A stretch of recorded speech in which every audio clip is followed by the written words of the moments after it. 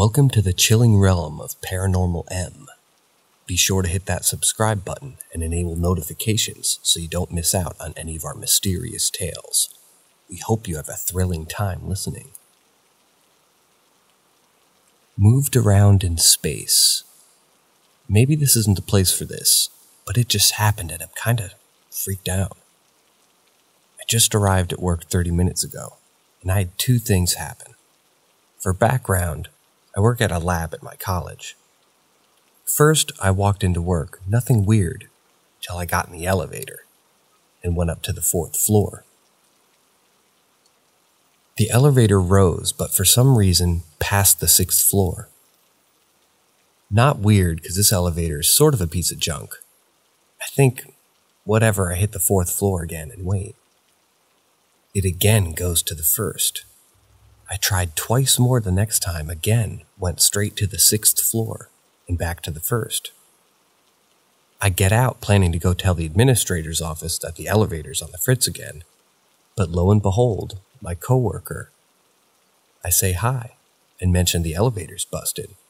They ask how so. I proceed to tell them how it went up and down from 6 for about the last 5, maybe 7 minutes. They give me a weird look and clarify that I'd just been in there.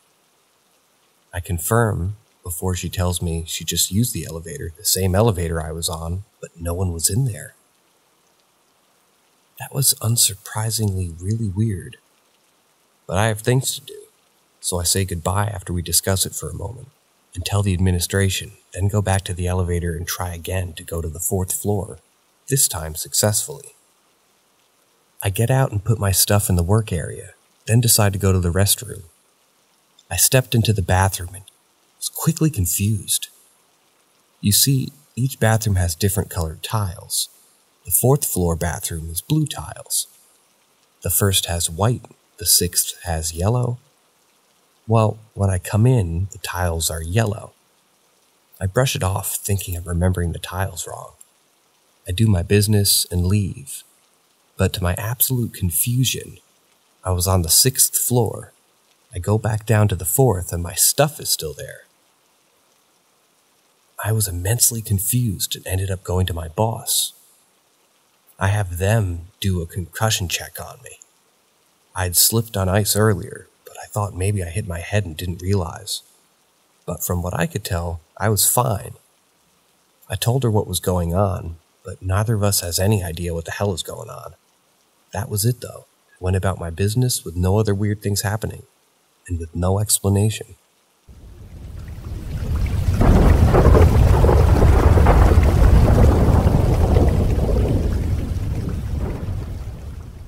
My grandma allowed a renter to bury his wife on our property. So 2 years ago, my husband and I moved into one of my maternal grandma's rental properties due to his health, and our place hasn't been big enough. I grew up visiting the properties with them, and the one we moved into was my favorite. 4-bed, 2-bath home with 2 living rooms and plenty of space. We originally let my dad have the entire upstairs as he couldn't manage stairs. So my husband and I had the basement. For the first few weeks, it was normal. Then I went on a business trip, and while my husband was home with my dad, he told me there were some thumps around the house at night. Whatever, it's not bugging us, so he wrote it off. I get home and he's right. At night, stuff will move, maybe you'll hear light thumps. About 2 months ago, we were laying in our bed, and I started in on the conversation of having a baby. We've been waiting purely until my dad was better and my health as well. We suddenly heard something drop in our living room. So I went to check because I'd been standing. Well, I get out there and hear my husband yelp in fright. I walk back and ask him what the hell he's crying about, because I had to go investigate, not him. And he's pale, pure white. He's staring at the ground. And I look and it's a little metal iron decoration I'd hung on the wall. He tells me the decoration he himself had bolted to the wall when we moved had flown off of the wall at him. We decided to say some prayers and tell who or whatever was there that it was not allowed in our home. We slept super restlessly and both had dreams about babies. Next day, I asked my grandma if she could think of anything, and she shrugged me off. My mom ended up pulling me aside after lunch and explained Grandma won't tell anyone because she's embarrassed, but she let an old renter bury his first wife's ashes in our yard under the big oak tree. Apparently they never had kids because she couldn't. I felt so sad for her. She was probably so sad too. My sister is a medium, a part of the paranormal investigation group, and has them come out and do a cleansing. My sister told me the ghost woman Lydia, I did look it up after and she really was his wife, has apparently acted in a moment of jealousy or anger. She now felt bad about her actions. I've heard some rustling in the basement since we ended up moving upstairs when my dad moved out.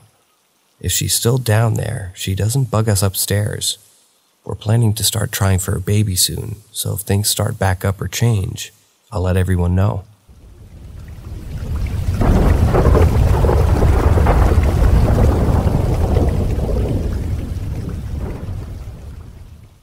I've told mine several times. I'll repost the most recent write-up here. This scared me more than anything else I've ever experienced. Other people experienced it with me, and we never actually saw anything. In high school, I acquired a bad habit of tipping porta potties. I thought it was really funny. I went to school with a guy who was a teller of tall tales. He'd claimed to be true, like saying he was apprenticed to some modern-day druids, or that he could see demons. Always things he thought made him seem more awesome.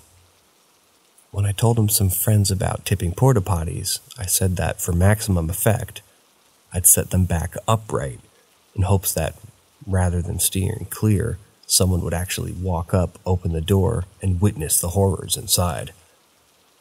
This guy said, "Oh, that's nothing. I like to light the plastic on fire and burn them down." Well, of course, we didn't believe him. So he told us we could go out that night and see the remains of one that he'd done. We, 4 or 5 people, I forget, this was 19 years ago, squeezed into a car, armed with flashlights, and drove out into the place. It was kind of out in the boonies. There was a sharp elbow in the 2-lane road, off which a gravel driveway went way back into the woods, opening into a rather large parking area for some big hiking trails. It was mostly pitch black out there. There were no other cars, and I'm fairly certain there were no other people there too. We never heard any noises that we didn't make. We walked around a gate, took a left, and headed up the trail. The porta-john had been maybe 20 or 30 feet up, and we later saw the carnage by day and learned that he really did burn them down, but we never got there that night. About halfway up, we stopped walking. Someone said, "Do you feel that?" And we all bolted, piled into the car, and hauled ass. After talking, we all agreed on what we'd felt. It hit very suddenly, and it felt like an overwhelming, undiluted, pure fear and dread, like facing oncoming death. I really can't even guess what could have caused it, but I don't think there were any other people out there. We were noisy enough that if there was a cougar or a bear in the vicinity, they do exist out there in that forest, it was probably staying away from us. Maybe it was a person or an animal, but whatever it was, we never saw or heard it. But this was maybe we should leave feeling. It wasn't a choice. It felt like run or die. I've been out there again at night, but didn't go up to the trail and didn't feel anything.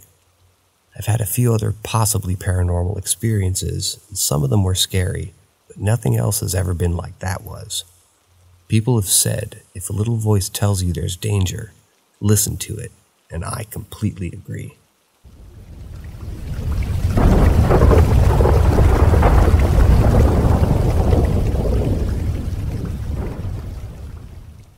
My brother's haunting, a true story. My name is Mike.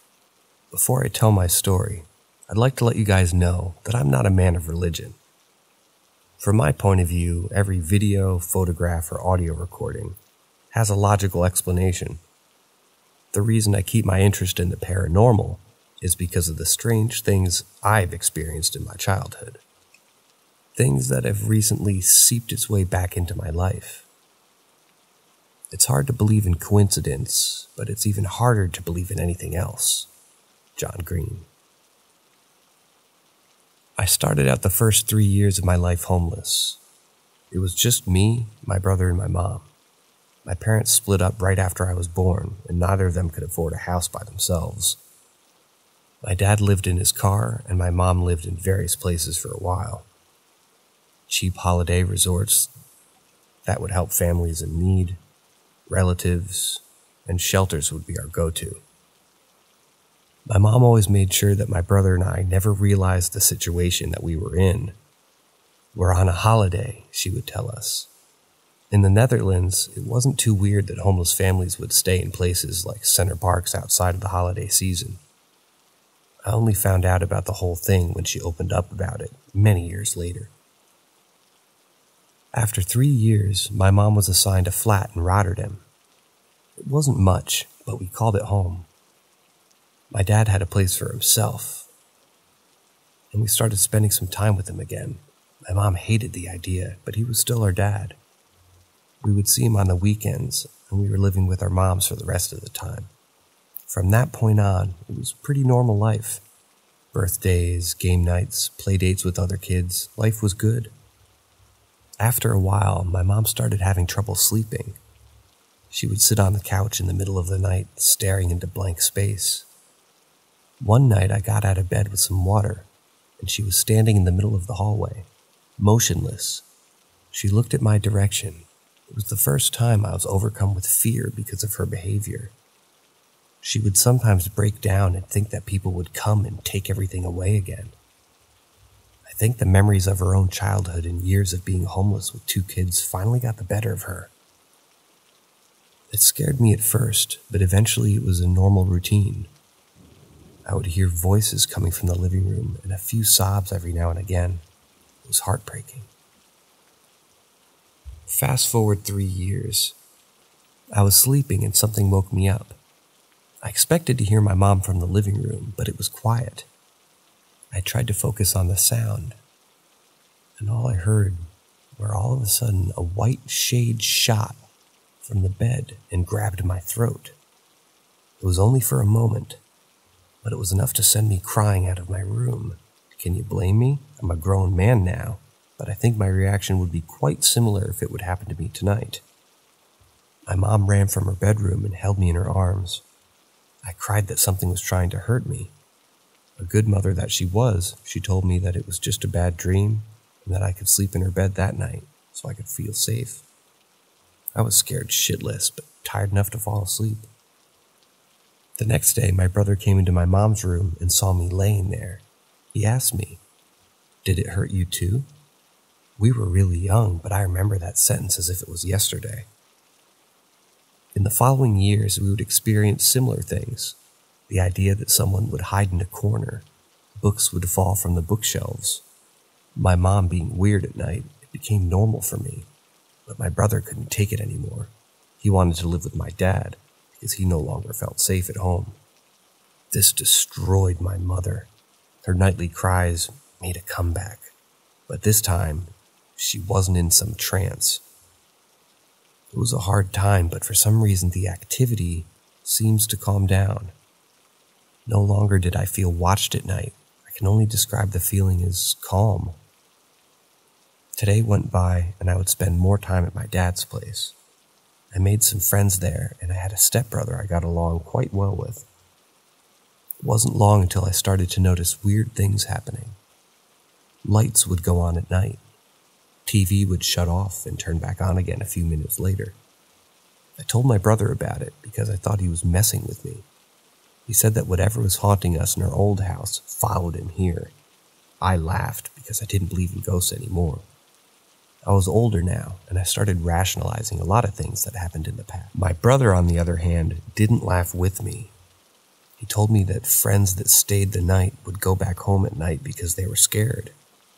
Some told my brother that they saw a face just a few inches from their own when they opened their eyes.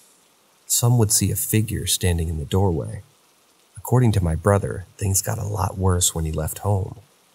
I asked his friends, and unfortunately, they confirmed it. I couldn't help but feel a little paranoid after that. It seemed that everywhere my brother would go, he would take this weird stuff with him.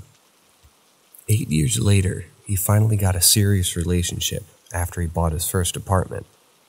It could be unrelated, but I think he didn't want to live alone. It was the first time he didn't have anyone near, and given what he went through his whole life, I couldn't blame him. They soon had children and bought a nice family house together. As far as I know, he didn't experience any strange activity during the last 6 years. Unfortunately, bad news would strike him again, but this time it wouldn't be considered paranormal.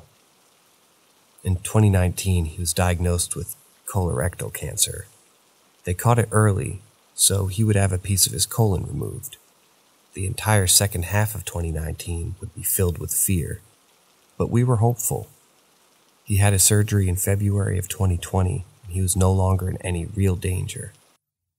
I wanted to look him up, but life had another trick up its sleeve, a worldwide pandemic. I couldn't see him for months out of fear he would catch COVID-19. After the year he had, I wasn't taking any chances. Then came last week. I finally got to see my brother 5 months after his surgery. I wanted to keep the conversations light, but our good friend Johnny Walker had other plans. I asked him what it was like to be in the situation he was in. He told me he thought about death a lot. The chances of him dying were extremely small, but you never know if the disease had spread or not. He wondered if there was really an afterlife, what would happen to him when he died. We then started talking about all the things that happened in the past and came up with a lot of reasonable theories. How the white shade was something I hallucinated and my fear took my breath. My friend possibly heard stories and became paranoid when they were having a sleepover. Felt good to laugh about it. We eventually said our goodbyes and I got in the car. I saw his arm waving in between the curtains while I drove off. This was funny to me because we always made fun of my dad and stepmother when they stand in front of their house waving us goodbye, like the end of some cheesy Christmas special. I texted him about it when I got home. Did you really just wave me goodbye? He's starting to look like Dad. 5 minutes after my text, I got a call from my brother. He sounded a bit frightened over the phone when he asked what I meant. When he closed the door that night, his kid started crying. He went upstairs to calm him down right after I left. His voice sounded scared and desperate when he told me that he never waved me goodbye. The reasonable side of me tells me that this was a trick of the light, but deep down inside me, I'm having a different feeling. Was everything that we experienced as kids real? Did something really haunt my little brother wherever he went? Was this thing mocking me by waving me goodbye? I really wanted to get this off my chest. I just hope that this is nothing more than a series of coincidences. I was a bit hesitant to write my story here, but this gives me some comfort in a weird way. If anyone has ever had the same experiences with this, please let me know. I feel like I'm being watched again.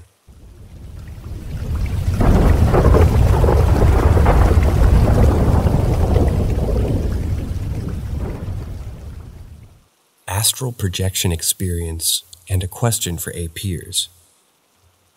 Around 2005, I had what I believe was an OBE astral projection experience. Let me preface this with this. I've been a lucid dreamer since I was a kid, and I know when I'm dreaming. This experience was not a dream. That said, let's get into it.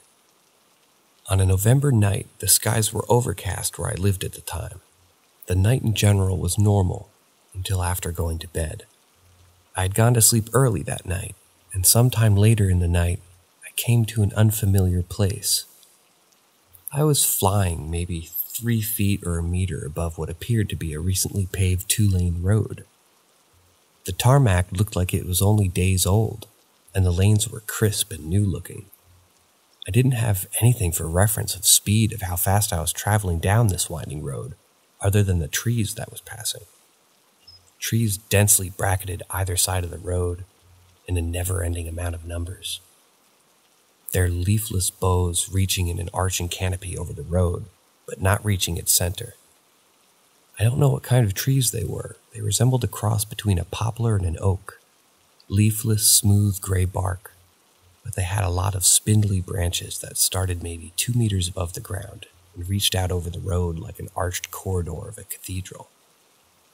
The trees didn't reach all the way to the center, however, with a lane width of space between the numerous reaching branches, allowing me to see the sky, which was the deepest, darkest, purest of blue night sky I've ever seen.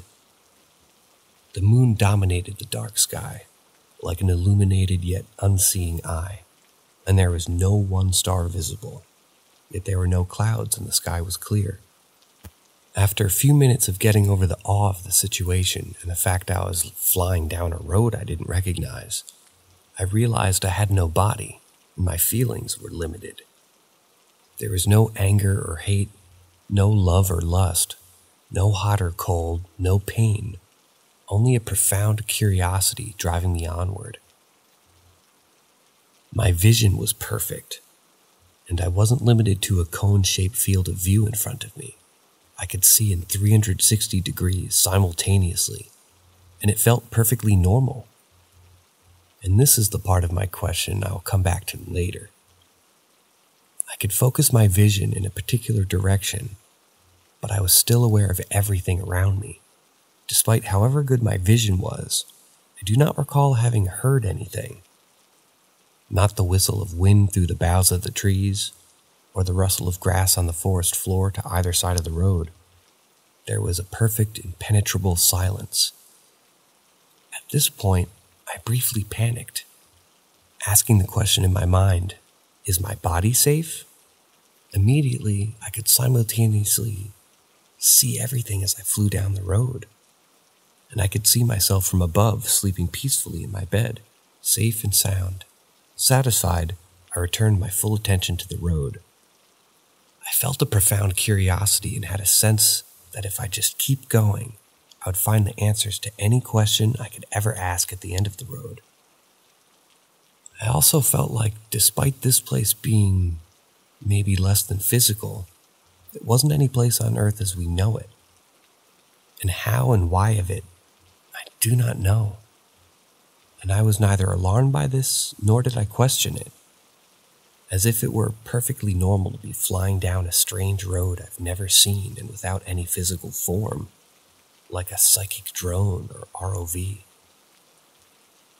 After what was probably a total of 10 or 15 minutes, I randomly asked in my mind, where the hell am I? Something heard me. My progress was immediately arrested, as if someone reached out a strong arm and blocked my path, halting me in my psychic tracks on the way to the astral cookie jar. It wasn't hostile, didn't harm me, nor did it communicate with me in any way other than having me have the feeling that I had just been caught somewhere I was not supposed to be. On my way to a place I had no earthly business being at that time in my life, and its job was to send me back. Immediately, whatever astral form I had was dismissed, and I opened my eyes, back in my body in my bed, wide awake, alert, not at all like I had just been asleep, but almost as if I had just gotten back from a quiet walk. I've never been to the road, and I've never had a similar AP experience since. I don't know where it was, and I've never believed that the experience was something as simple as a dream. Flying down the road felt almost hyper-real, if that's possible, feeling more real at that moment than it feels typing this now. I also don't believe that what I was seeing was a construct created by my physical mind in order to comprehend what my astral mind was experiencing. It felt real. There were also 0 drugs involved in the experience, no hallucinogens to trigger or interfere with experience. The most I had consumed before bed and dinner was iced tea. My question is regarding vision in the astral. For those with more experience than I, Can you see in 360 degrees when you astral project? Or do you see differently in your astral form? Is your vision determined by your choice of form, like the difference between APing in a drone form like I did, versus APing in a full humanoid form? I would actually expect this could be the case if you're forcing your projected consciousness into a form that naturally has a limited field of view. But maybe it doesn't matter, which is why I ask.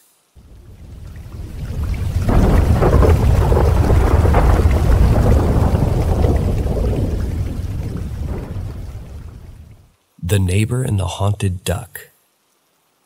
It's been a while since I made a new post here. In the past 2 years, my life has changed, and I'm no longer working where I used to work. Hence, I don't have new paranormal experiences on a daily basis. That's not to say I haven't had it all in the past 2 years, but they've been very personal and I haven't wanted to share them quite yet.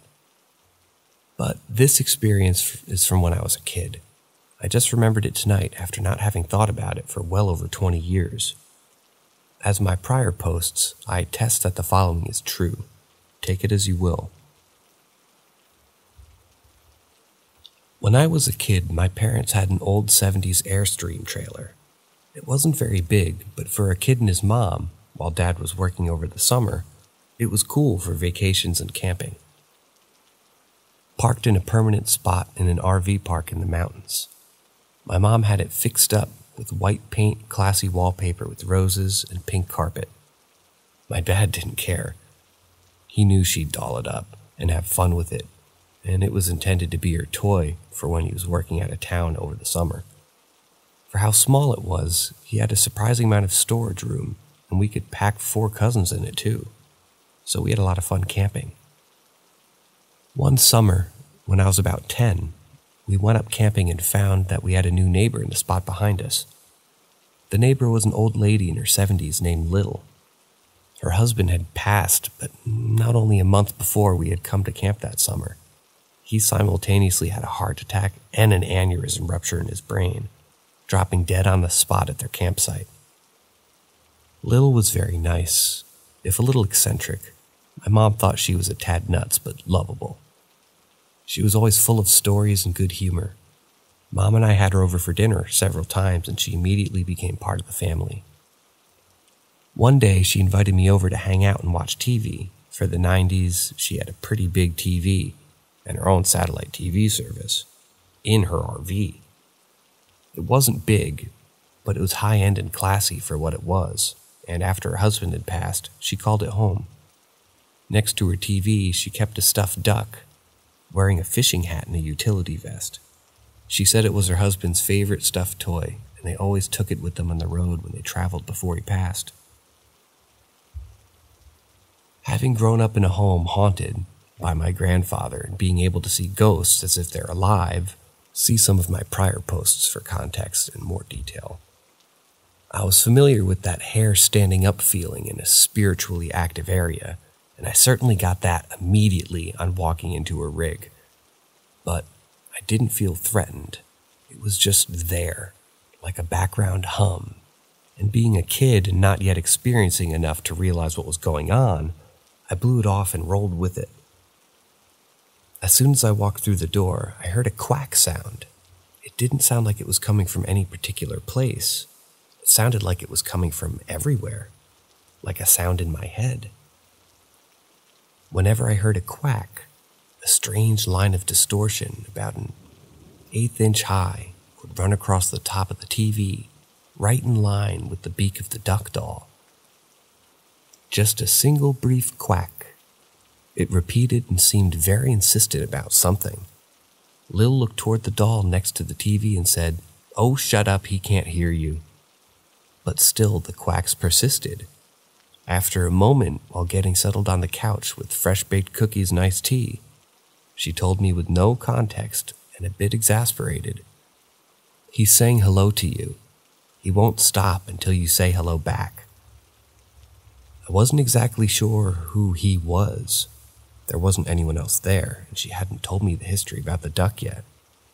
But I rolled with it and reluctantly said, "Hello." Immediately, the quacking stopped.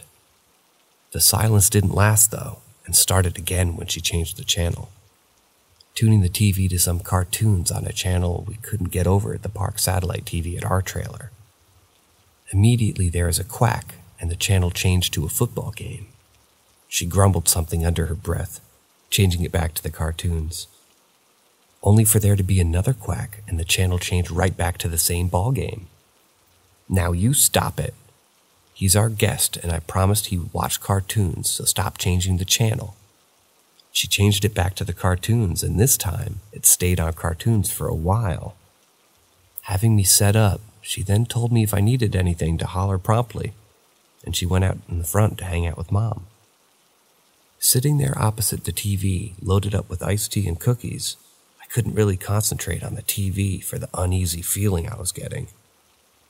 Today, I know what that feeling means, but at 10 years old, all I knew was something felt off, and it felt like I wasn't alone. After a while, there was a quack and the TV changed back to the ball game.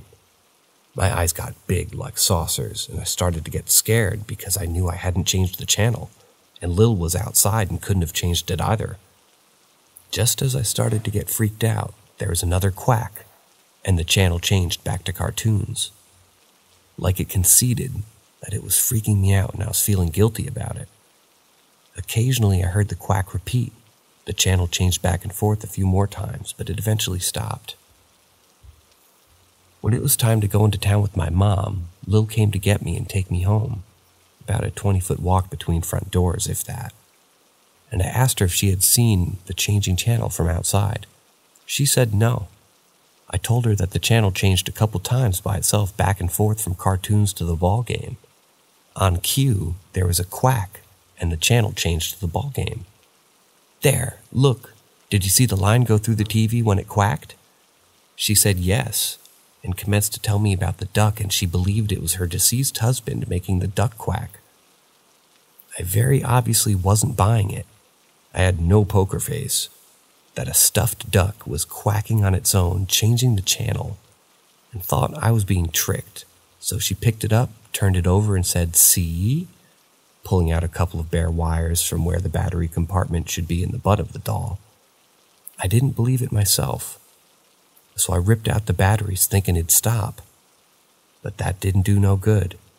Now I know my husband makes a quack when he wants me to know that he's here, but I don't feel lonely no more knowing I'm not alone and he still loves me. On cue, the duck quacks in her hands, and a line of distortion went through the TV. And she clearly saw it, this time pointing it out. That's some awesome and mighty power making this duck quack. And that much power does funny things when it's close to technology. Having experienced lights turning on and off on their own, TVs turning off and on, and channels changing, doors opening and closing, I started to understand what was happening. On the way into town, I excitedly told my mom about the duck, and she didn't believe me, of course. Most normal people automatically disbelieve anything about the strange and unusual, unless you're a bit strange and unusual yourself, and experience weird stuff on a regular basis like me. Mom would get spooked, though still does, and deny anything paranormal was occurring. The next time we planned for Lil to come over for dinner, I begged her to bring the duck. She did. Sat it on the bench at our dining table like it was her dinner partner, and right on cue, with my mom watching and paying attention, the duck quacked. Needless to say, Mom just about crapped her pants, and sadly poor Lil didn't come back to dinner again. She and Mom still talked and hung out a few times, but Mr. Duck spooking Mom kinda did in any future dinner visits. A week after that, we went home. The next time we went back up to go camping, Lil had moved. Speaking to the neighbors, we found out that she got sick, and her grown children, older than my mom at the time, were taking care of her. I never heard what happened after that, and frankly, I haven't thought about that lady in almost 30 years, until the memory of the duck suddenly came into my mind.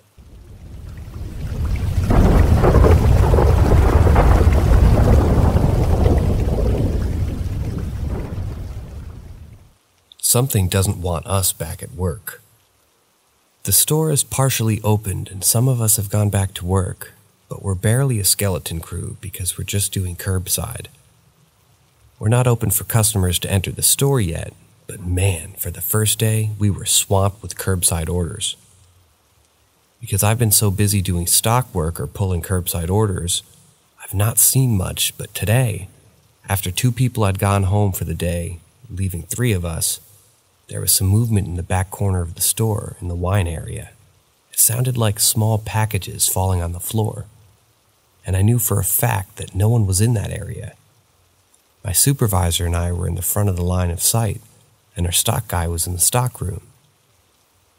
After the stock team member went home, it was just my supervisor and I. About 15 minutes before we left, I take the garbage to the back, and all the mobile units. My supervisor's in the break room washing something. I pass the break room and go into the office, take the batteries out of the phones and plug them in, then go into the break room to hang up my apron. Supervisor: "Did you walk in here a few minutes ago?" Me: "No. If you heard a bang, that was me throwing trash away. I just walked past the break room to drop off the phones, though." Supervisor: "What was that, 5 minutes ago?" Me: "No, about 30 seconds ago, just to plug in batteries." His eyes widen and he looks at me for a moment. "Did you see that dispenser?" Pointing to a soap dispenser. The soap inside turned black, and when I started to wash it out, I saw someone walking behind me toward the lockers in the break room. There's a mirror in the wall immediately left of the sink. Me: "This is the first time I've been in here since my break. I walked past the doorway to stow the phones, but I didn't enter the break room." Supervisor: "Something is very unhappy that we're back to work." Me: "Looks that way. I didn't see the apparition in the break room nor the oil-like substance in the soap dispenser. The soap is supposed to be almost a honey color, not black like tar. It took him several minutes to try to clean it out and he ended up just throwing it away. Welcome back to work, huh?"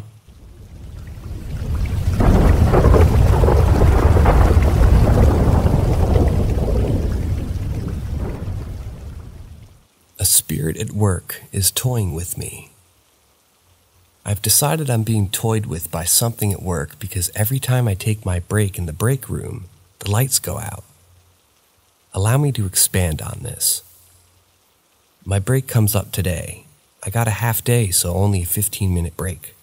I clock out, walk into the break room, and take a seat. The light promptly shuts off. The light has a motion sensor that keeps it on, and will otherwise stay on for about 2 hours before it times out, so that the light could be on all day and never go out. I leaned forward, lifted my 40-ounce steel bottle off the table, and the light comes back on. I lean back and continue reading a book on my phone. About a minute later, the light goes off again. I counted the light going out 5 times before my break was over. After the 5th time, it stayed on. At one point, somewhere in between 1 and 5, I had started laughing and said, to no one in particular, "I hope you understand this doesn't scare me. I find this very amusing."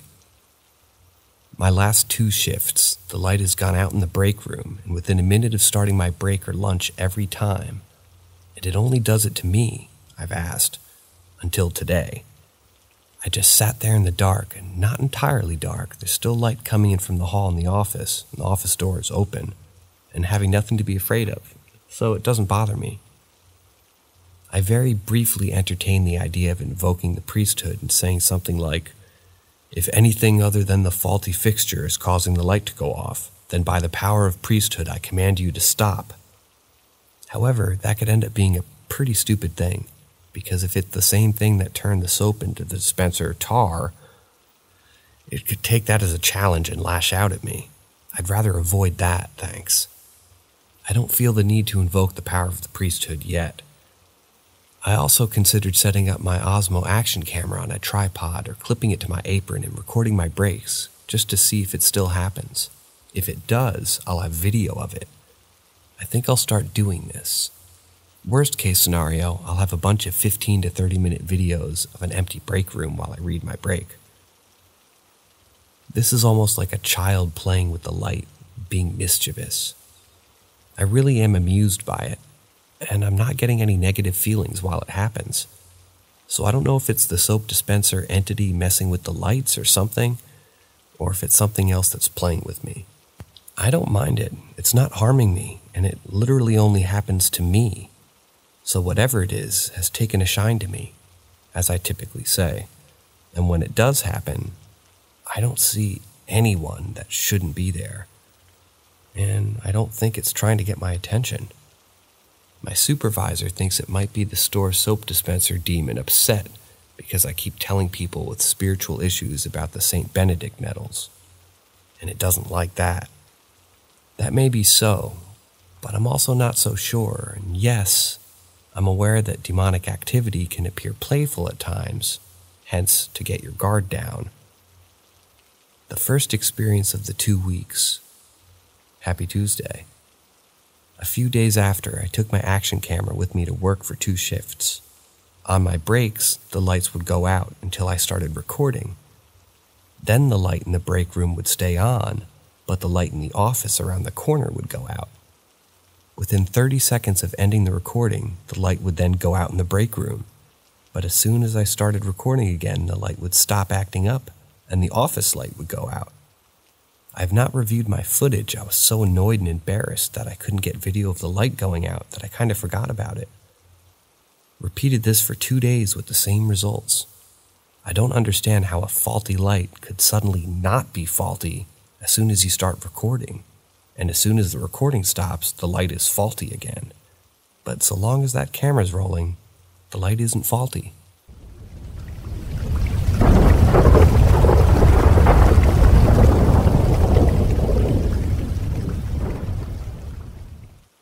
Do you see them like I see them?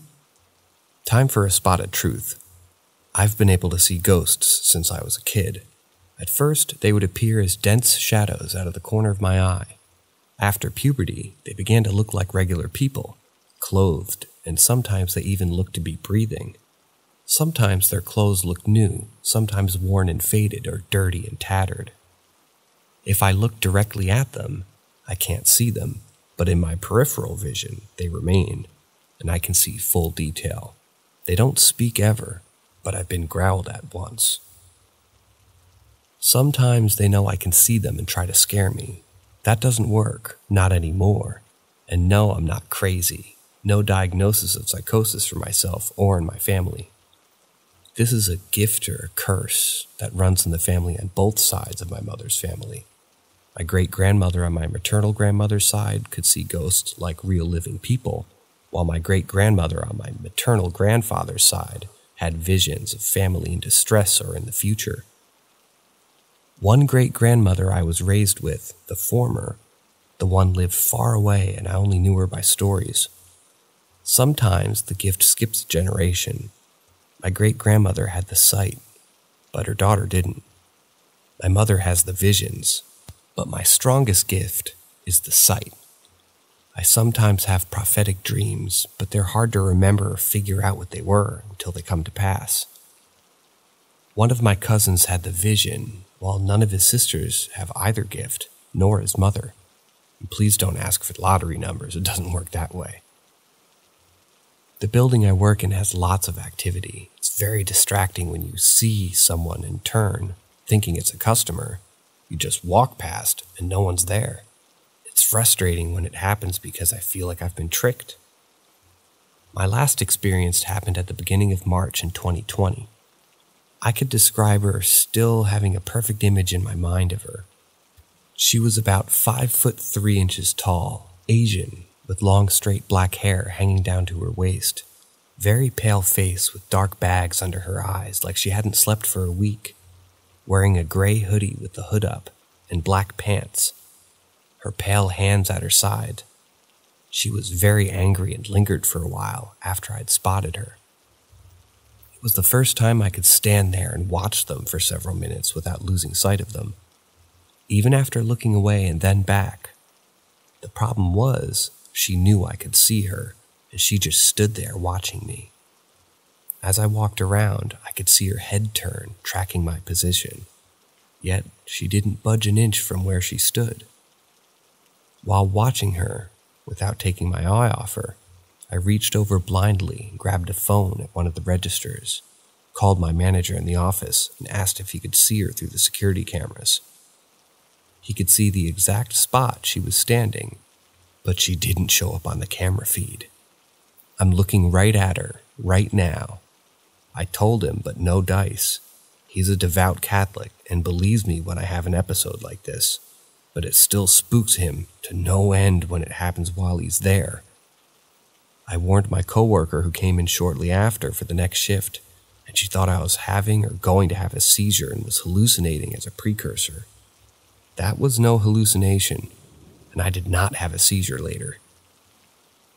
Sometimes I wonder if other people can see human ghosts the way I can, or if it's just me. Sometimes I wonder if I'm really crazy. I don't consider myself to be most of the time, but when you experience enough crazy stuff, you start to question your own sanity. And I don't consider myself psychic. I can't see dead people on demand. They don't come to me and tell me things like in the TV shows. Your Uncle Jack or James or Johnny said this special banana peel or Doritos wrapper that looks like Elvis is hidden under the floorboards in the upstairs closet. And if I could go and do any of that, I would never try to make a profit off of it. I don't know why, but I always felt like that would be cheating or the wrong thing to do. And professional psychics who make money off of their gifts have always made me angry. I swear this is the truth, believe it or not. I have learned the hard way over many years of my life. Thus far, there are some things that exist in this world that, frankly, don't care if you believe in them or not. You can't choose not to believe in the existence of city buses. But that won't make it hurt any less if you're hit by one.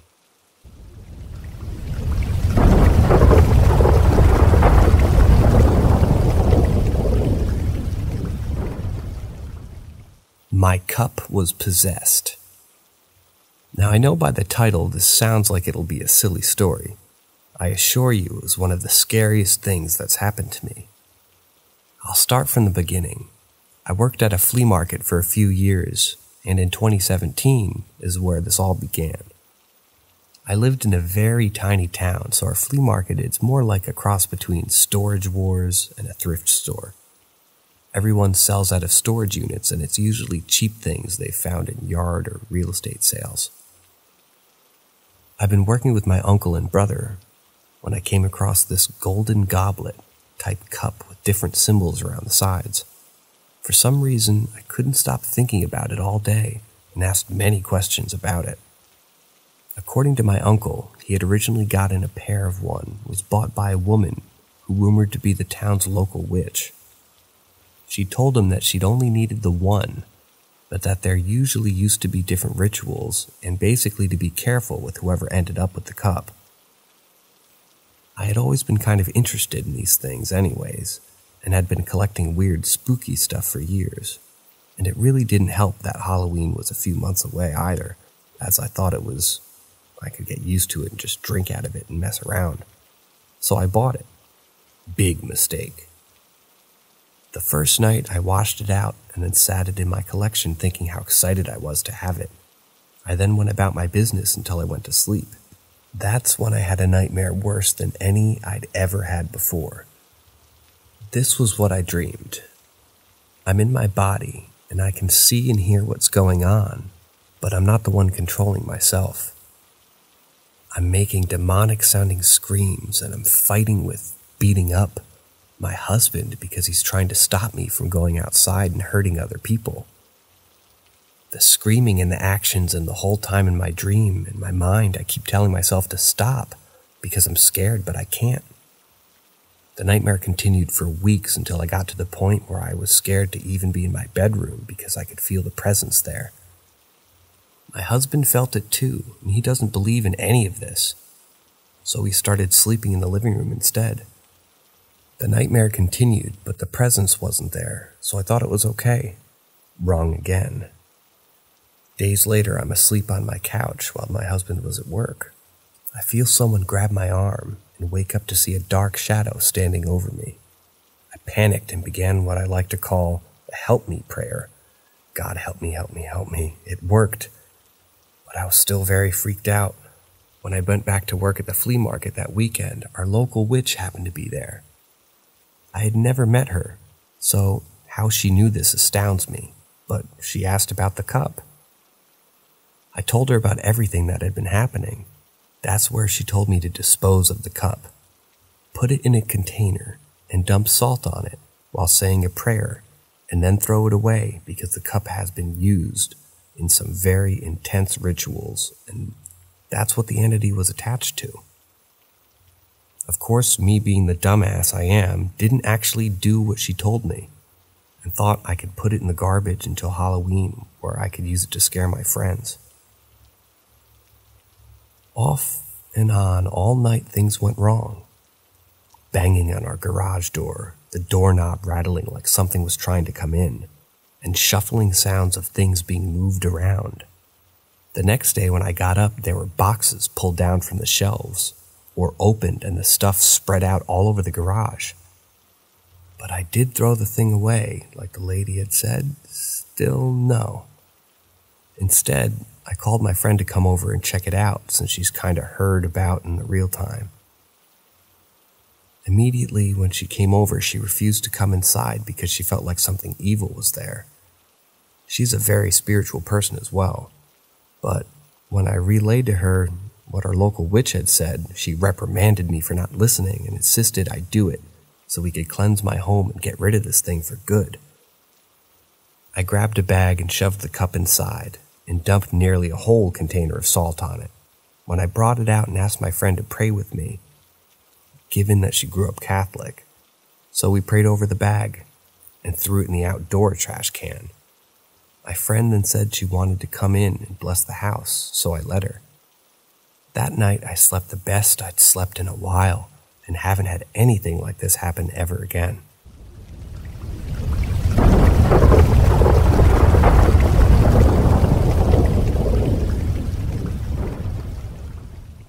Is this my grandma communicating with me? When I was 13, my grandma, aka Grandma Nadine, passed away. Over the last few years, I've had many experiences, some bad and some good.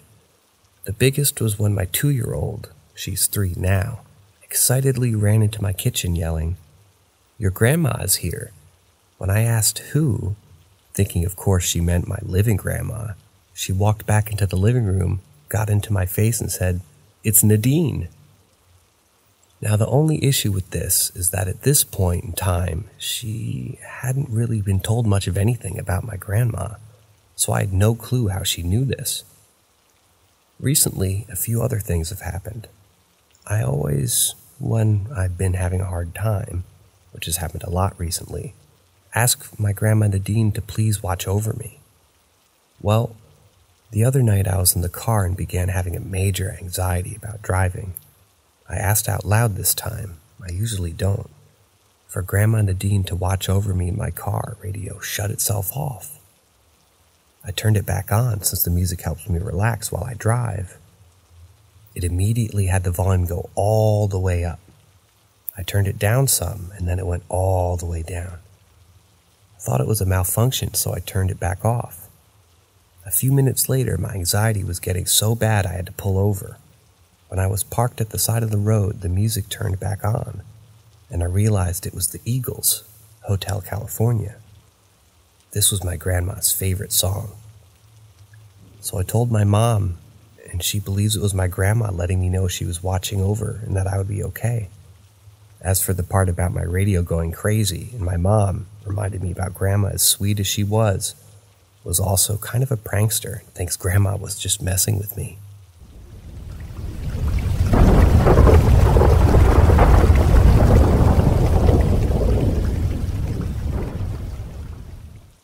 Christmas was ruined for multiple years.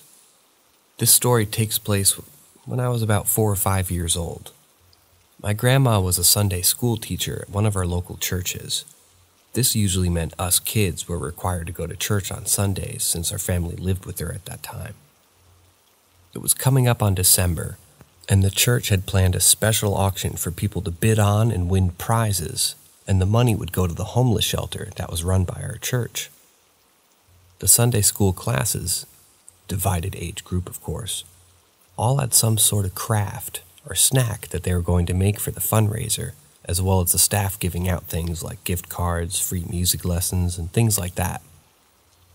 I was in the elementary age group, and we had been picked to design a special Christmas ornament. So the day rolled around and we made the ornament, and it was hideous. And let's be real, who would want an ornament designed by a bunch of kids who aren't even 10 yet?